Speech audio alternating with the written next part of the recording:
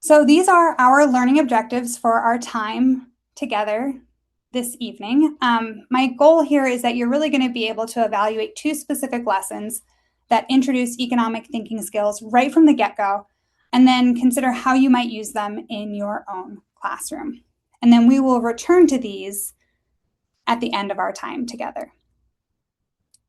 So we're going to start by setting the stage. I want to make sure that you know where everything you're seeing lives in our curriculum and give you a little bit of context about the curriculum. And then we'll spend really the chunk of our time together where you're going to get to experience 2 anchor activities that students will be able to recall throughout the semester. And then after that, you'll have some time to explore other lessons of your own choosing, and then we'll wrap things up and send you on your way. So all of our lessons in our curriculum are designed to be 45-minute lesson plans. They are a tight 45, so if you have a little bit more than 45 minutes, that means you'll just have some wiggle room as far as timing. And all of our lessons are linked to the National Economics Standards. And we follow the same general structure. You're always going to see that there's an activator, there's step-by-step instructions, there's slides accompanying every lesson, and then we close things out with a summarizer. And everything is built in Google Docs or Slides for really easy customization. And that's something that teachers have really vocally expressed their support for. If you were ahead of the curve and you got to hear from our teacher panel, then you heard several times how much that customization is important to teachers. So that means you don't spend your prep period retyping a PDF. And our curriculum, our economics curriculum, is made up of these 5 units, and they're designed to be taught in sequence. You can pull out individual lessons if students have the requisite background knowledge. And everything that we're going to look at today comes from Unit 1, Economic Foundations. And this is the unit where we really set up the way of thinking that students are going to use for the rest of the course. And so that's really why these first days matter so much. If we can hook students from day 1 and in that first unit, then we've really laid the foundations not only for the economics curriculum that we're going to build on throughout the course, but also just like the tone of the course. So that's what's really going to make these lessons so useful in Unit 1, is you're going to set the tone right away. And I do want to let you know what we're building towards, because we do use backward design when we build our curriculum. So we have our assessments created before we make any of those lessons. And the Unit 1 summative assessment asks students to find a news story, a current event from the past month, can be anything that's of interest to them. And then their job is to analyze it using the principles of economic thinking that they learned in Unit 1. So that'll be the cost benefit, opportunity cost, marginal, and interdependence principle. And those are the same 4 principles that you're going to see surface today in the 2 lessons that we'll walk through, the river trip and also in the production possibilities frontier. All right. Now, I know that you all have a wealth of knowledge, and so I'm curious to hear what kinds of activities you're already using to get your students excited for econ classes, because I'm sure there's something that you're using that somebody else might want to borrow, try, adjust for themselves. So if you'll take a moment and think about what you do in your classroom in the first couple of days to get your kids excited, and then add those to the chat. Ooh, the zoo activity, absolutely. Okay. Dialysis machine, that's a great lesson, absolutely. Scarce chairs, thanks, Matt. Yard sale, love it. Oh, okay. Thanks, Beth. Glad to hear that. Okay, zoo and river, cahoots. Yeah, kids really have fun with Kahoot, for sure. Raft activity, classmate bingo, I love that. Okay, zoo, dialysis, raft, excellent. Diminishing marginal utility chocolate and notes while listening repeatedly to annoying but peppy song played by All Star. Okay, these are very creative. Thank you. So, would you rather questions? Love those. Excellent. All right, keep them coming. I'm going to keep moving forward, but feel free to add in. So here's the sequence for Unit 1. And I want you to notice that we have 2 lessons here. The first is 1.2, Packing for a River Trip, that's marked with a star.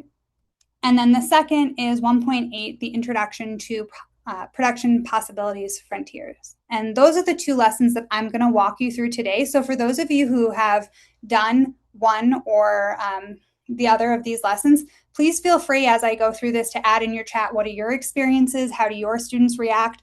What kinds of things do you do to fit the context of your classroom? Because if you're using this with your students, then I'm sure everyone who is on this meeting would love to hear your experience as well.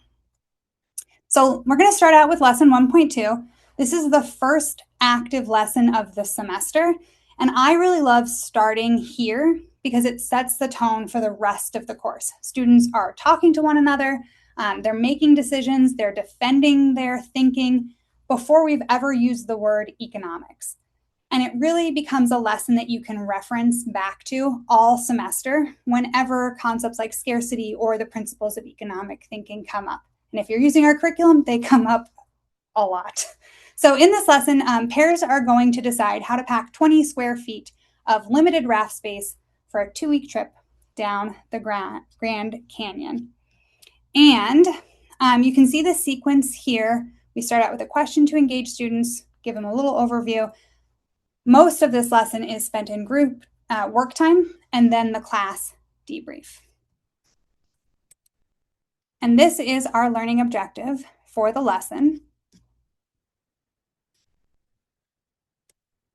So to give you a sense of what your students are going to experience, you're going to be doing just a shortened version of this activity yourselves.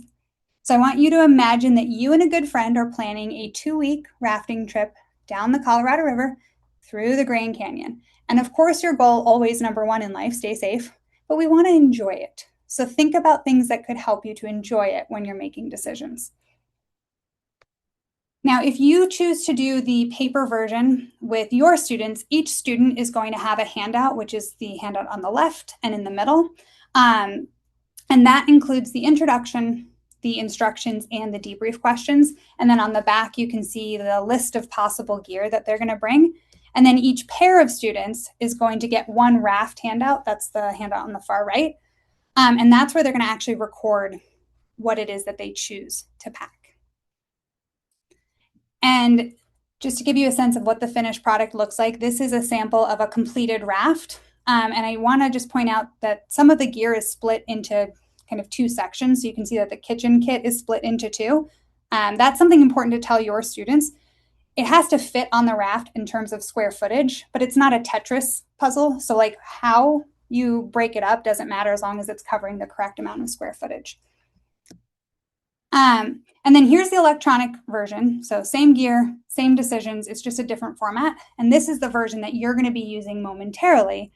And it came about thanks to a teacher from Virginia. So we're always asking for feedback from educators. So if you do any of our lessons and you're like, ooh, I think that this would make it really accessible for my students, or here's a little tweak, this handout didn't work for me and here's how I changed it, we're always happy to hear that feedback, and then we take it and use it to improve our material. So thanks to this teacher out of Virginia, we have an electronic version. And in a moment, you're going to be packing these 20 square feet for your river trip. In your classroom, you're going to give students about 15 minutes for this work time, and you'll check in with them when there's 5 minutes left. We're not going to allocate that much time here this evening.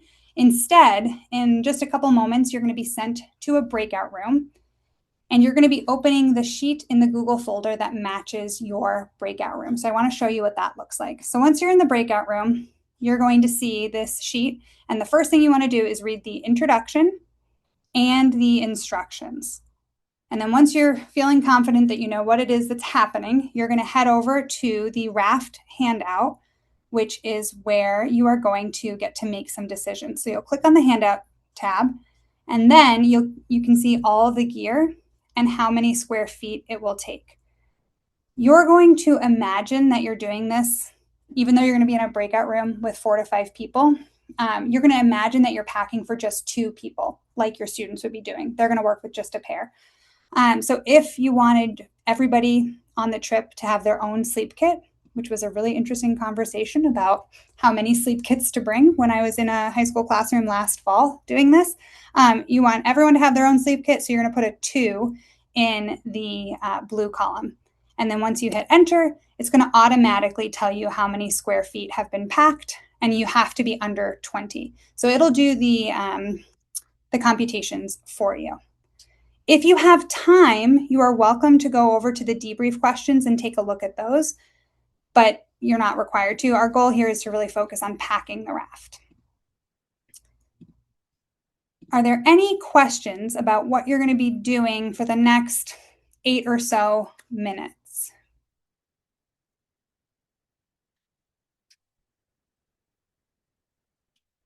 Okay, well then Mikkel has just opened up Mikkel has just put the link to the Google folder in the chat. So go ahead and click on that link. We're going to open up those breakout rooms, and we will see you back here in about 8-ish minutes.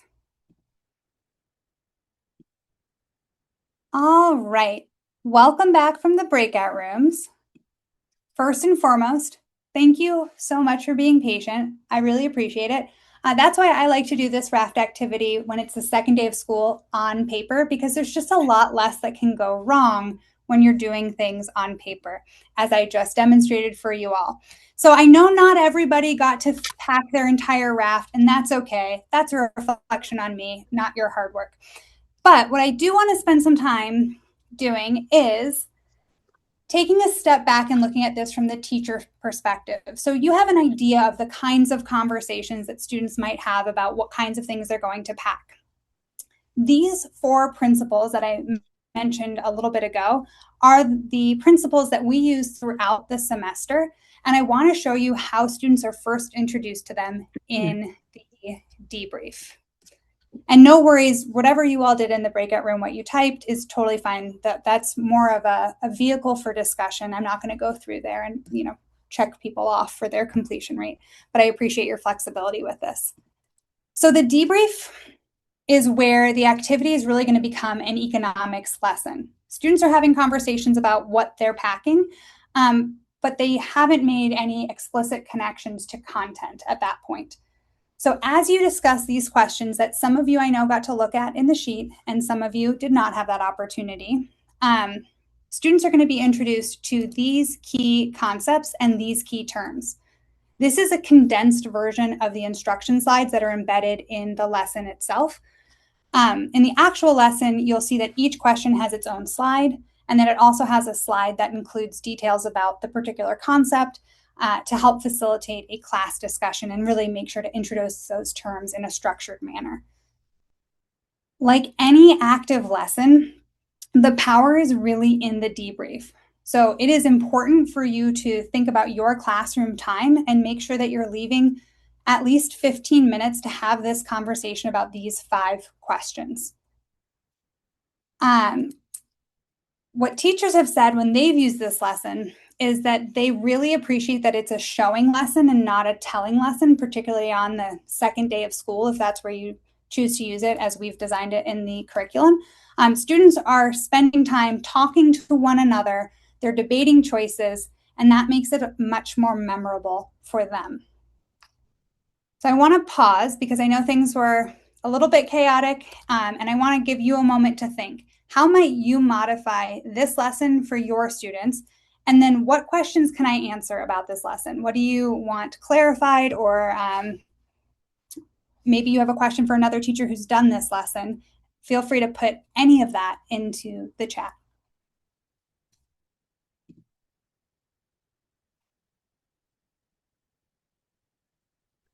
I just wanted to say that one of the things that I do with my students, because not very many of them have ever been whitewater rafting. A few of them have been camping.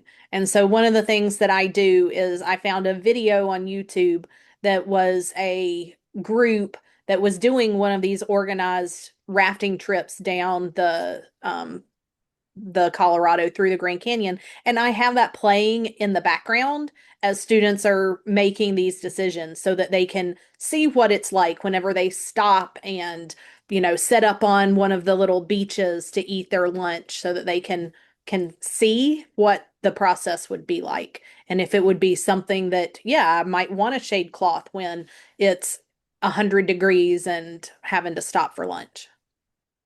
Thank you so much for sharing that, Laura. I love that. Giving them, if they don't have the context, helping build that context. Excellent. Um, and I think some teachers mentioned that they have changed it to like a camping trip or a backpacking trip. If rafting just really doesn't resonate with your students, edit it, make it your own, do what makes sense for your kiddos. Absolutely. Okay. Yeah, you could make it about packing a dorm room. Absolutely. And then Jay, you had a question about yes. I think that's a great conversation. We've built it so we're doing the pre assessment before they've had any exposure to content knowledge. And then the second day would be this activity. I think honestly, if I'm teaching a class, I want my first day with my students to be more than them sitting down and taking a pre assessment. I think I'm going to see the same amount of growth, whether they've seen these four principles outlined on the slides in that debrief. So I would probably move it and I would do 1.2 as like welcome to class. Let's talk, let's do some work together. And then have the second day be like, okay, let's take a step back, let's see where we're at so we have a baseline, and then we will return to that baseline at the end of the semester. That's a great question. Yeah. Okay. Yeah, de-emphasizing the time of year, definitely. That's a good point, right? So that interdependence principle definitely comes up with the weather. Excellent. All right. Let's go back to our lesson list. Thank you all for participating in the chat. Thanks for sharing your ideas. I love to hear them. Keep them coming as we go. You don't have to wait until we hit a pause point. If you have an excellent idea for a lesson, throw it in there. So we've covered 1.2, and you can see that the following lessons dive into the principles of economic thinking in more detail. Then we introduce the diminishing marginal utility through a classroom experiment.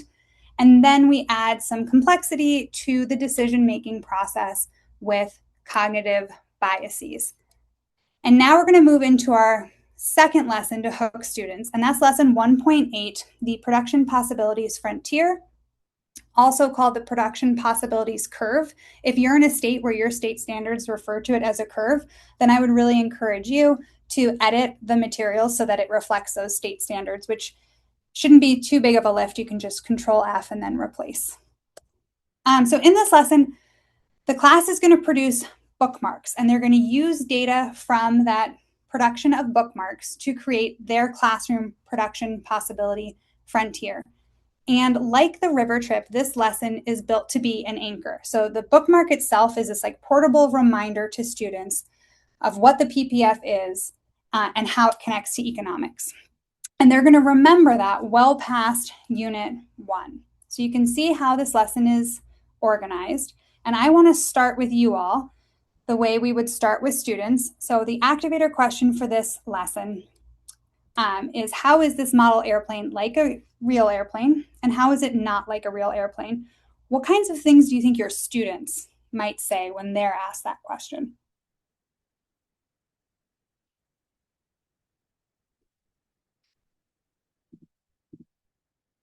Definitely. Yeah, the scale.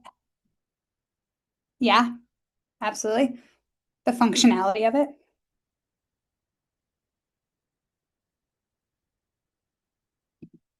Okay, so they might identify some things that both have, like it does have wings. Both appear to be made of metal. Okay. Probably some kids would get into aerodynamics. Yeah. So they're going to have something to say about that, which is great. We want every activator to be an accessible entry point to the lesson. And if you have a model airplane, this is a great time to bring it into your class, because like starting out a class holding up an airplane really gets students thinking like, where are we going today? And where we're going is, dun, dun, dun, dun, there we go, click the slide. We're going to be having students learn about one economic model and how it connects to the principles of economic thinking. And then in the following lesson, students are going to take that understanding of the model and then complicate it with some additional concepts.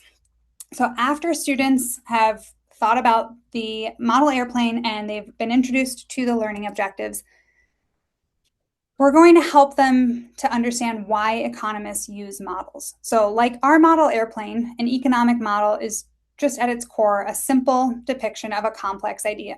So, if you wanted to communicate the flight of an airplane, a paper airplane model is probably going to do the job.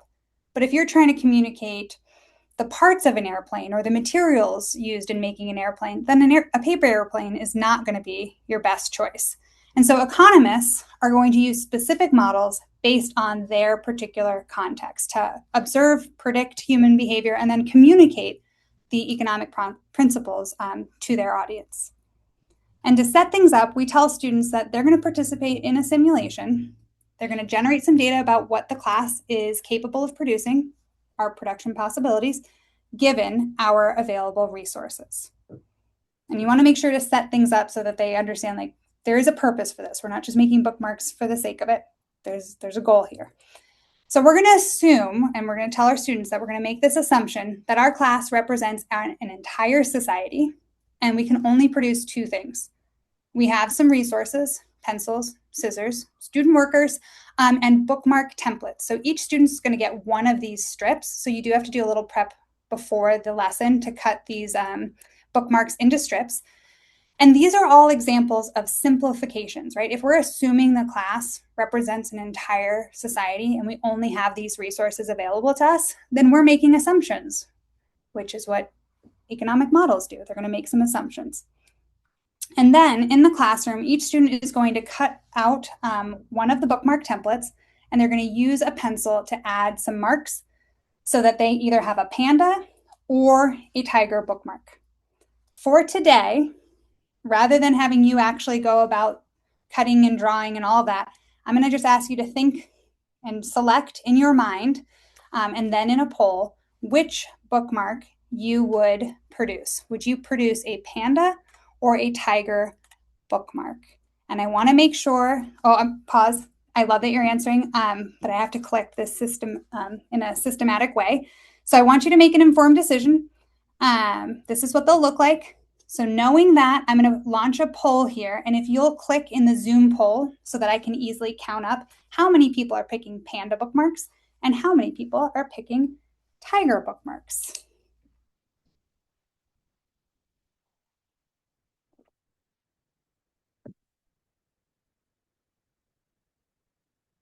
Votes are coming in. I'm going to give you about 10 more seconds to make your decision, see if we can't get 100% participation. All right, so we've got panda bookmarks, tiger bookmarks, and I'm going to end the poll. Okay, I know you're all chomping at the bit. So we have 15 people who would make a panda bookmark, and we have 13 people who would make a tiger bookmark. Okay, excellent. So I'm going to stop that poll, and we're ready to do some modeling. So once students have produced their bookmark, you're going to collect the production data just like I did. So you're going to poll your class, and then you're going to record it on the board. I'll show you what that looks like. And then students are going to be following along using this handout, and they are going to, oh, the poll just wants to come back. So students will follow along on the handout, and they're going to record the data, create the model, and then they're going to complete some review questions. So let's take a look at what that process looks like. So here's what our class production data might look like. We had, and I'm going to do some annotation here, and I'm going to ask you to bear with me when it comes to my handwriting when I'm writing with a mouse. So for our panda, we had 15 panda bookmark. Oops. No, ma'am, we do not want an erasing. So we have 15 panda bookmarks, and we had 13 tiger bookmarks. So that's what our class actually chose to produce. 15 panda and 13 tiger bookmarks. If nobody chose to produce bookmarks, how many tiger bookmarks could we have produced? Will you throw that in the chat for me?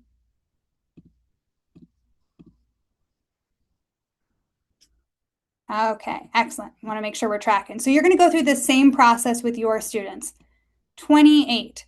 And if no one produced tiger bookmarks and everybody produced panda bookmarks, you'd ask your students, how many panda bookmarks could we have produced? 28. So we're building our production possibilities. I just hypothetically picked 0 and 0. I'm going to hypothetically pick 3.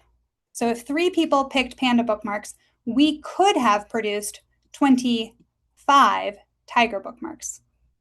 And if 3 of us, only 3, chose to do tiger bookmarks, then 25 of us could have created panda bookmarks. Those are hypothetical. The only thing that's our actual production, pretend that that's a circle, is the 15 and the 13. That's what we actually produce, but we could have done any number of combinations given our resources. All right, so I'm going to clear these drawings. And now that we've recorded our data on a table for the students to see, now we're going to turn that into a graph. And we're going to walk our students through the process of creating a graph. So we are going to say that in reality, we know 15 people produced panda bookmarks and 13 people produced tiger bookmarks. So we're going to put a point there on our graph. And we know that if 28 folks produced tiger bookmarks, 0 folks produced panda bookmarks. And if we were to have 28 panda bookmarks produced in our class, then we could not have produced any tiger bookmarks. So we're going to put another point right there. And then we are going to connect that with our frontier. So we've got our points. So this is our class production possibility frontier. We happened to choose to produce here, but we could have produced anywhere along that frontier given our current resources. So after students have created their class PPF, then we're going to define the production possibilities frontier for students, right? It's just a graphic representation of all of the output combinations that can be produced given our economies, available resources, and technology. That's all a production possibilities frontier is. And we have that definition on the handout for students so that they can add to that handout, add their own thinking, draw a picture if that's helpful for them. And then we want to really emphasize that for graphical models to effectively communicate information, we've got to have a title and we have to have access labels. I found it's helpful to equate the importance of titles and access labels to street names on a map. If you're in an unknown place and you're using your GPS to try to navigate, but none of the streets on your GPS map are labeled, it's going to be really hard for you to interpret that map and get to where you want to go. Likewise, if you don't have a title and access labels, then the person who's reading your model is not going to be able to easily understand what your model communicates. So you always need to have title and access labels. And then students are guided through what it means to be on the frontier, inside and outside of the frontier. So let's take a look at 3 examples here. So J is possible and it's efficient. All of our resources are fully employed. So in our example, point J could have been 15 panda bookmarks and 13 tiger bookmarks. Everybody participated, all our resources were employed. We could have been at K, that's a possible point, but it's not efficient. So that would be like if half the class just said, no, I'm not making a bookmark. We could be there, but we certainly are not using our resources in an efficient manner. And then point L sits outside the curve, and that's not currently possible given our particular resources and technology. That could change in the future if more or better resources become available, but as of right now, we can't produce outside of our production possibilities frontier. That's why the term frontier applies. It's the outer limit of what we can do currently. And then students are asked to connect this production possibilities frontier back to some of the terms that they were introduced to in lesson 1.2. So looking at scarcity and the fact that this model is illustrating that all societies have limited resources and technology, so it's bounded by that frontier, that's going to connect into scarcity.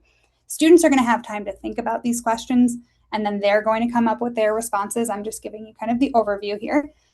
Then students are going to apply the opportunity cost to the production possibilities frontier. So our opportunity cost was giving up a tiger bookmark whenever we chose to produce a panda bookmark. And we know that societies choose to produce certain goods and services. And although it's not, a one for one in most cases, if a society does choose to produce more military goods and services, for example, then the opportunity cost is going to be foregoing the production of services for civilian consumption. So the last piece here is the interdependence principle. So for example, if panda bookmarks became really popular, our society, our classroom might change to alter our production choices, and we might make more panda bookmarks and fewer tiger bookmarks. So you'll see if you use our curriculum throughout lessons, we're going to be consistently coming back to these principles and asking students to apply them to new concepts as they come up. And then we engage in just a little bit of near transfer practice. So we're reading a PPF with a new example. In this case, it's the US's production possibilities frontier, and it's related to producing smartphones and tablets. So the first question here is just kind of like a general check for understanding. Can you read this model? So take a moment, and if the US were to choose to produce 16 million smartphones, which is on the y-axis, how many tablets could they produce? And if you're not confident answering right now, you can just answer in your brain. You don't have to put it in the chat, but I love it. Okay, so 0 tablets. Excellent. And then one other question that I'll show you from the practice, although there's a few, is what does the US gain by choosing to move from point A up to point B? And what does it give up when it moves from point A to point B? Again, you're welcome to answer in the chat. Whoops. But you certainly don't have to.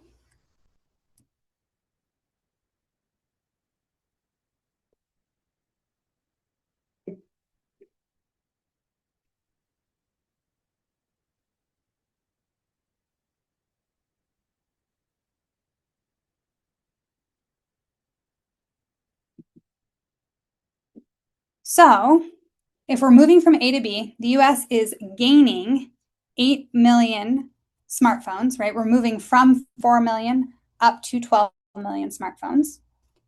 And we're giving up 4 million tablets because we're moving from 6 million over to 2 million tablets.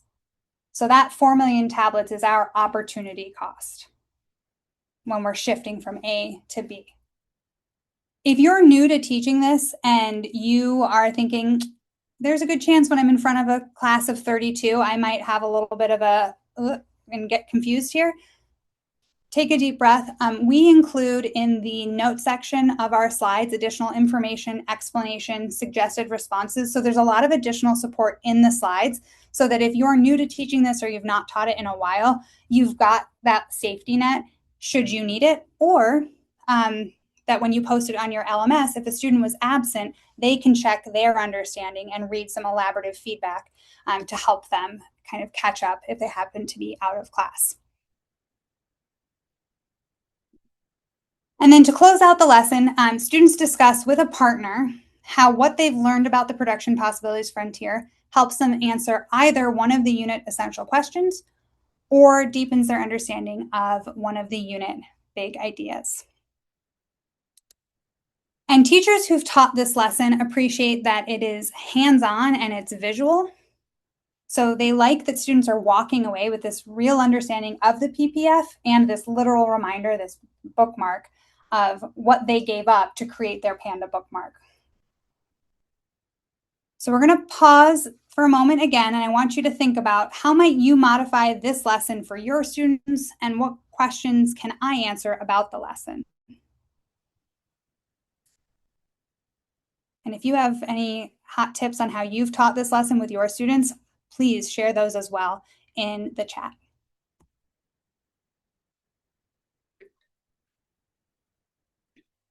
Oh, Eric, I'm so happy to be of help. That's great.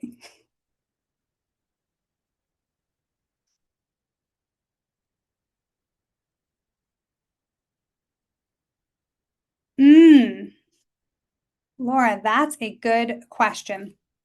So this lesson is really showing the opportunity cost explicitly because you're making one or the other. But then you could bring that in of, we had these two options that we were teaching or that you could pick from.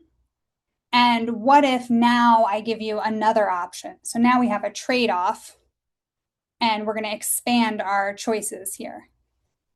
That might be one way to go about it. I'm wondering if anybody else has brought in trade-offs explicitly and how they've gone about that.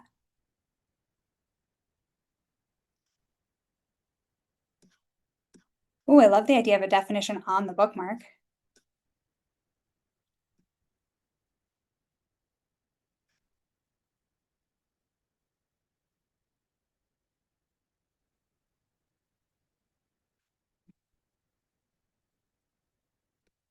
So another way to think about, Laura, this is you could ask them, like, what might they have been doing? What other options would they want to do?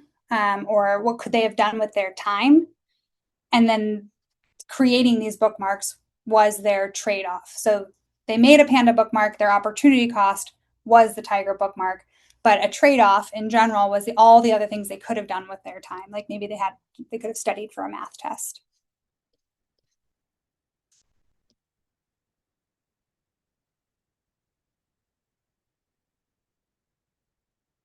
Okay, lots of great ideas coming in.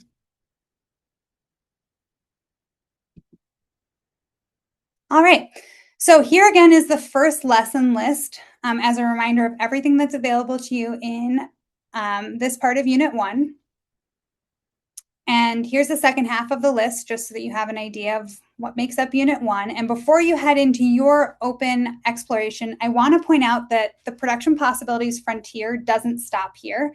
It resurfaces in Units 3 and 4, and the principles of economic thinking show up in every unit for the rest of the course.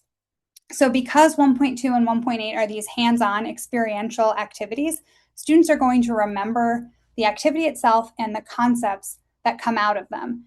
And that's the payoff. When concepts resurface later, students are going to be more ready and able to recall and apply those concepts. And you won't have to spend as much time circling back and reteaching these things when you get to them again in Units 3 and Units 4. So with that, let's get into some resource exploration. I'm going to give you the next maybe 4 or 5 minutes for you to browse through Unit 1. If you haven't been to econoful.org in a bit, it's had quite the makeover. It's looking beautiful thanks to the work of our marketing manager, Elise, and to Mikkel, our operations specialist. They've really done wonders with our website. So make sure you're logged in first. That'll let you access every single lesson. And I just want to remind you, if you haven't been there in a while, when you go to the lesson plans and you click on Unit 1, it'll take you to an overview. And then if you haven't seen, she looks different. So if you want to look at the lesson immediately following 1.2, you'll click on 1.3 and you'll get some additional information and some options for downloading or editing items. And you'll get an overview of the lesson itself. But if you're like, I absolutely want to use this lesson, you can just download it right there. And if you want to see how the principles are introduced, 1.3 and 1.4 would be your option. If you're more excited about the experiential learning with diminishing marginal utility, I recommend you click on 1.5. Clearly, I'm not logged in, so that's why it looks like this. And then if you want to learn more about the assessment and the practice scoring opportunity for that, you can head over to 1.11 and see the assessment preview there. So I'm going to stop talking for a couple minutes Mikal has put the link in the chat, and I'll give you some time to scroll through. If you're looking for something in particular, feel free to add a question or a comment in the chat, and we'll try to direct you to the right spot.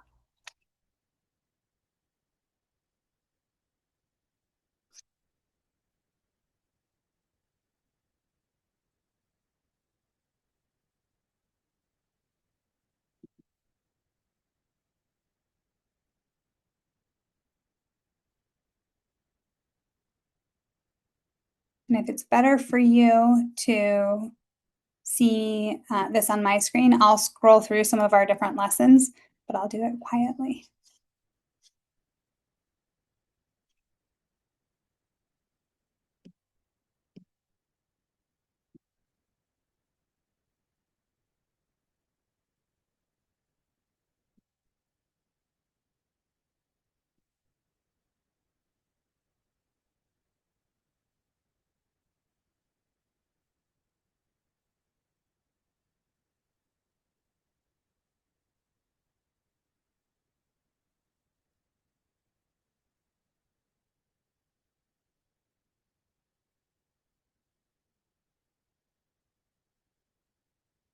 Kathleen? Oh, Yeah, what's up, Brian?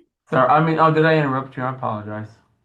No, not at all. What can I do for you? No, well, because I teach well, especially teach online college in the with the um with the Panda bookmark thing. That's gonna be a great idea that I can use that as sort of an icebreaker at the beginning of the semester where I ask them to like um introduce like basically ask them what they would make, and then I think later on like gather that data, but have them like cut it out and like post a picture of their bookmark and give it a name or something, and then later like in the next chapter we talk about data because honestly like this yourself, right?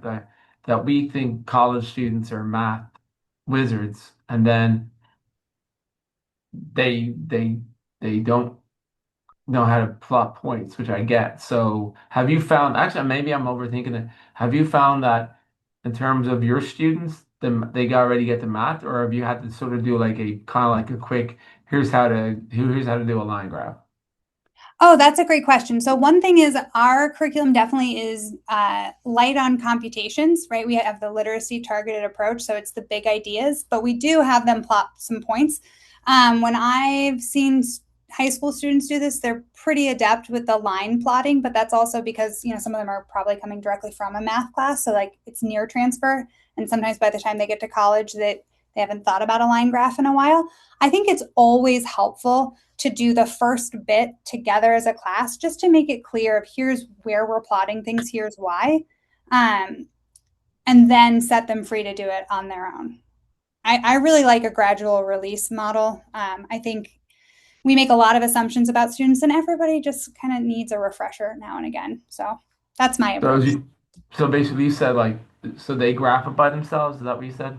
I start out graphing it with them. I demo it Okay. just like I did with you all. And you could do that as a short video if that makes more sense. Yeah. And then oftentimes like, oh, okay, I get it. Yes, if only three of us picked this, and then they kind of hit the ground running. But for those students who do need more support, then we're already doing it as a group, so they don't feel like they're the only ones who don't get it. And did they see the opportunity? Because I'm thinking of one person makes a panda, the other person makes a tiger, and they could have made a tiger. It's like they're asking themselves like if basically this so the opportunity cost is like okay I could have made the tiger but I made the panda instead, so Right, you're kind of just here the basic trick is I tell them says look if there's 28 of you all these numbers add up to 28. right, exactly. I'm sorry, I didn't mean to hug. Someone else probably has a question. I'm sorry. No, I appreciate you brainstorming different ways we can do this with different grade levels. I am going to pause here because I want to make sure that I honor your time. So I know not everyone has gotten to see everything, and thank you to Elise and Mikal for answering questions in the chat. These were our learning objectives. So I'm hoping that you now see how these two lessons really build economic thinking from day one, and then just as important, how they're going to help to stick with students as anchor points for the remainder of the semester. Now, you are going to get a link in the chat to today's resource folder, which is really just today's slides. The most important thing here is the website. All of the lessons live there, and that's where you're going to want to go to get the most up-to-date versions of lessons. If you're looking for more experiential activities to do with your students, I highly encourage you to join us next week, where Megan's going to be teaching a program on introducing 3 of our more hands-on lessons for microeconomics, our second unit.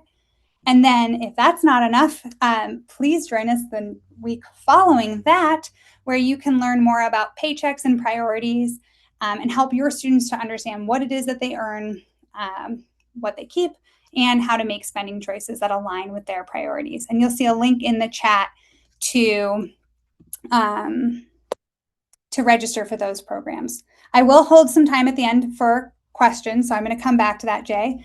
But I want to make sure that I don't forget the final step, which is to please take 60 to 90 seconds to complete a brief evaluation form. We really do read through all of those comments so that we can make sure that we're best serving you. And then be on the lookout for an email from us tomorrow. One email will have the PD certificates, and then the second email, we will be announcing who from today's programs will be the winner of the giveaways, because 5 US-based Econoful members are going to win $25 Amazon gift cards. So I'm going to pause it here. I appreciate all of you being here and for participating and giving up your very precious evening time. And I hope to see you at an upcoming program. And I'm going to stay on to answer questions if you have any.